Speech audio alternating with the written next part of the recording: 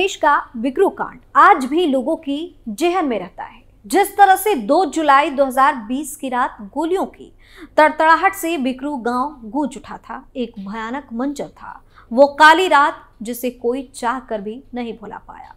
खूंखार अपराधी विकास दुबे को पकड़ने के लिए पुलिस दबिश देने गई थी। पुलिस का जेसीबी से रास्ता रोका गया। विकास दुबे और उसके गुर्गे अत्याधुनिक हथियारों के साथ छतों पर छिपकर पुलिस कर्मियों पर गोलियां बरसा रहे थे। 8 पुलिस कर्मियों की बेरहमी से हत्या भी कर दी गई, जिसके बाद पूरे प्रदेश में हड़कंप मच गया। पुलिस वालों के दिल में एक आग धधकती रही, अपनी साथियों की हत्या का, दुश्मनों से बदला लेने का। और ऐसा हुआ भी जब विकास दुबे का एनकाउंटर किया गया।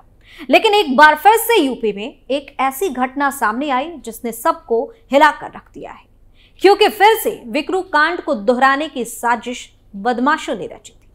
नमस्कार, आप देख रहे हैं कैपिटल टीवी उत्तर प्रदेश और मैं हूं आपके साथ दिव्या सिंह। इस खास प्रोग्राम पर्दाफाश में आपका स्वागत है। पर्दाफाश में आज बात होगी कन्नौज एनकाउंटर की। बताएंगे कि आखिर किस इरादे से पुलिस टीम पर हमला हुआ। तो चलिए शुरुआत करते हैं। कन्नौज में पुलिस टीम पर की थी फायरिंग। हिस्ट्री शीटर और उसके बेटे का हुआ था एनकाउंटर। अपराधी बेटे ने पुलिस के सामने उगला राज। बिकरू कांड को दोहराने के इरादे से हमला। दरअसल यूपी के कन्नौज से झकझोर देने वाली खबर सामने आई। यहाँ हिस्ट्री शीटर को पकड़ने गई पुलिस टीम पर गांव के बदमाश लोगों ने फायरिंग शुरू कर दी, जिसके बाद हमले में सिपाही सचिन राठी की गोली लगने से मौत हो गई। घटना के बाद से ही राज्य भर में बदमाशों के खिलाफ गुस्सा है और सिपाही का परिवार न्याय की मांग कर रहा है। वहीं यूपी सरकार भी इस मामले में गंभीर नजर आ रही है और एक्शन को लेकर निर्देश भी दिए जा रहे हैं। लेकिन जांच के दौरान जो बातें सामने आ रही है वो अपने आप में हैरान करने वाली है। इस बदमाशों के इरादों का पता चल रहा है। बता दें कि कानपुर के चौबेपुर में 2 जुलाई 2020 को हुए बिकरू कांड को दोहराने के इरादे से हिस्ट्री शीटर पिता उसके पुत्र ने पुलिस पर हमला किया था। राजकीय मेडिकल कॉलेज में भर्ती गोली लगने से घायल पिता पुत्र में पुलिस का कोई खौफ नहीं देखने को मिला। पुलिस के सामने ही पिता से ज्यादा तेवर में बेटा बोला, वो तो बंदूक की नल्ली फट गई, वरना पुलिस को फिर से बिकरू कांड की याद दिला देते। विशुनगढ़ थाना क्षेत्र के धरनीधरपुर नगरिया गांव निवासी अशोक यादव उर्फ मुन्नू लाल और उसके नाबालिग बेटे को पुलिस ने घुटनों में गोली मारकर पकड़ा। दोनों को राजकीय मेडिकल कॉलेज की इमरजेंसी में भर्ती कराया गया है। हालांकि आरोपितों से मिलने के लिए पुलिस किसी को इजाजत नहीं दे रही है। उसके पास चेकअप के लिए पुलिस की निगरानी में ही डॉक्टर भी पहुंच रहे हैं। वहीं कमरे के अंदर और बाहर पुलिस की सुरक्षा तैनात है। इसके अलावा सौरिक पुलिस भी सुरक्षा को लेकर मेडिकल कॉलेज में आई। इलाज के दौरान जब डॉक्टर ने आरोपितों से पूछा कि क्या घटना हुई, इस पर हिस्ट्री शीटर अशोक यादव कुछ बोल पाता उससे पहले तेवर दिखाते हुए बेटे ने कहा कि पुलिस की किस्मत अच्छी थी कि हमारी बंदूक की नाल फट गई, वरना यहां भी बिकरू कांड की याद दिला देते। पुलिस के सामने ये तेवर और बातों को सुनकर डॉक्टर भी भौचक्के रह गए। कोतवाली प्रभारी निरीक्षक विजय सिंह ने बताया कि सुरक्षा में कोई चूक नहीं होने दी जाएगी, पूरी निगरानी की जा रही है। वहीं हिस्ट्री शीटर के मकान पर बुलडोजर चलाने के लिए राजस्व टीम ने नापजोख की। करीब 5 घंटे तक हुई पैमाइश में पाया गया कि हिस्ट्री शीटर ने अपनी ही जमीन पर मकान बनवाया है।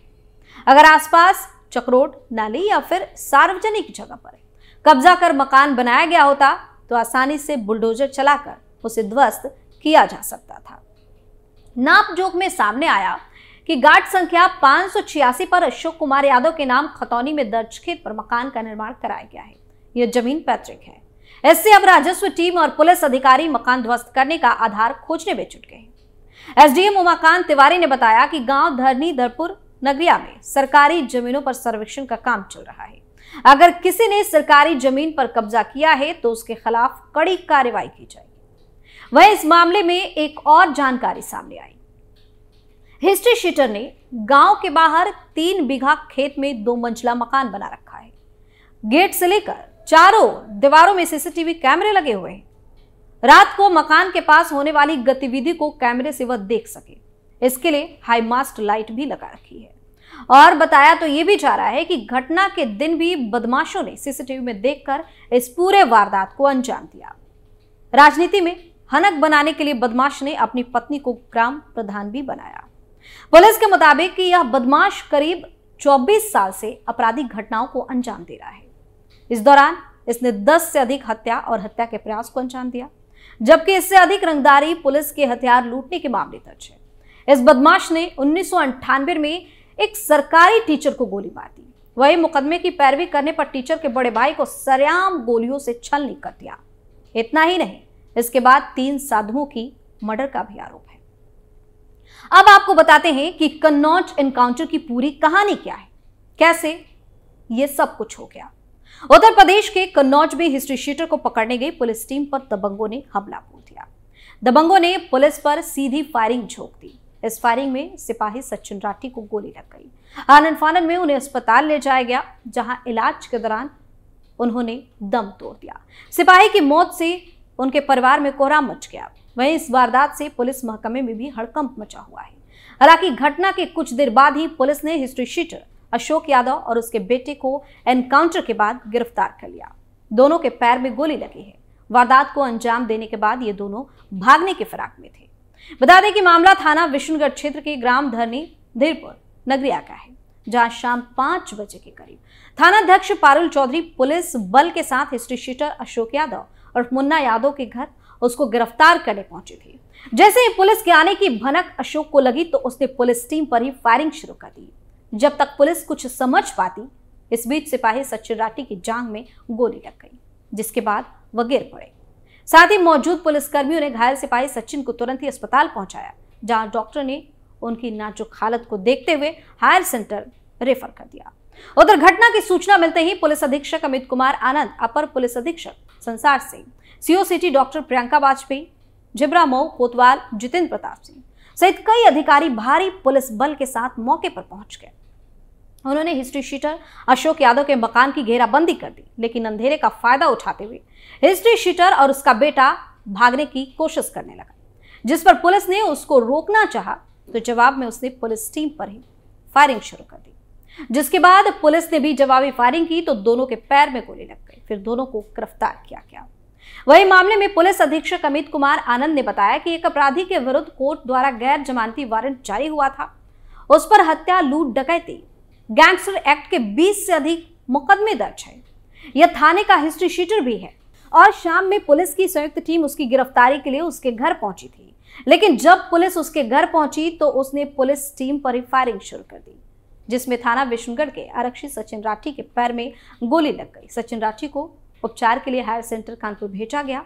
लगातार फायरिंग की घटना पर कई थानों की फोर्स को मौके पर भेजा गया और हिस्ट्री शीटर के घर की घेराबंदी की गई। मगर जब अंधेरा हुआ तो हिस्ट्री शीटर अशोक और उसका बेटा रिंकू मौके से भागने की कोशिश करने लगा, जिस पर पुलिस ने उसे दौड़कर पकड़ने की कोशिश की, मगर उन्होंने फिर उल्टे पुलिस पर फायरिंग शुरू कर दी। पुलिस के जवाबी एक्शन में दोनों के पैर में गोली लगी और इन्हें धर दबोचा गया।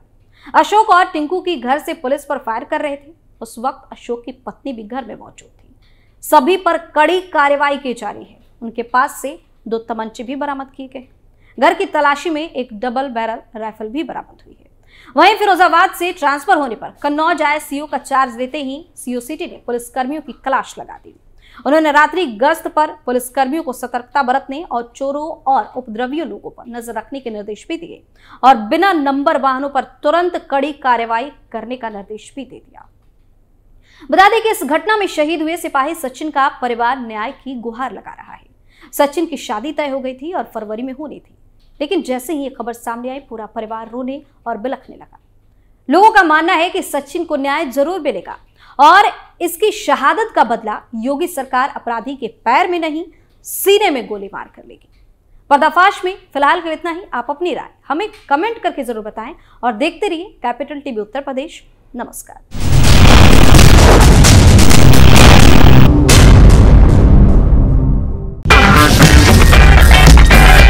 अगर आपको हमारा वीडियो पसंद आया हो तो इसे लाइक करें, हमारे चैनल को सब्सक्राइब करें और हाँ, बेल आइकन दबाना ना भूलें ताकि आप तक हमारे वीडियो की नोटिफिकेशन पहुंचती रहे। आप अपना सुझाव हमें कमेंट बॉक्स में दे सकते हैं। हमारे साथ जुड़ने के लिए शुक्रिया।